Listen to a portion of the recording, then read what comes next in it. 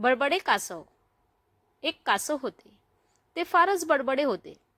पाण्यात असो की पाण्याबाहेर ते सतत इतरांशी गप्पा मारण्यात मग्न असे. त्याची एकदा 2 पक्ष्यांशी मैत्री झाली. त्यांच्याशीही कासव भरपूर गप्पा मारत असे.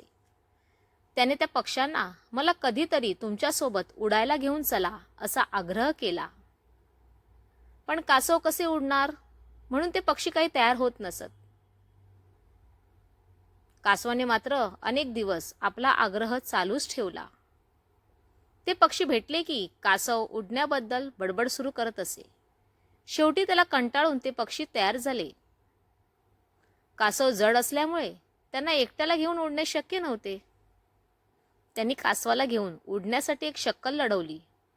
ते एक जाड फांदी घेऊन आले. त्यांनी कासवाला सांगितले की त्याने फांदीला मध्यभागी तोंडाने पकडावे आणि ते दोघे एक एक टोक पकडतील आणि ती फांदी घेऊन उडतील.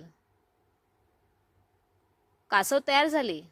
पक्ष्यांनी कासवाला ताकीद दिली की त्याला उडताना अजिबात बोलता येणार नाही, नाहीतर फांदी तोंडातून सुटेल.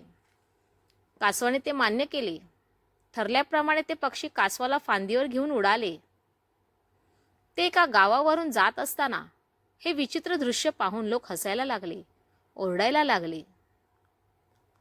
त्यांचा आरडाओरडा ऐकून कासवाला राहवले नाही. त्याने उत्तर द्यायला तोंड उघडले आणि व्हायचे तेच झाले.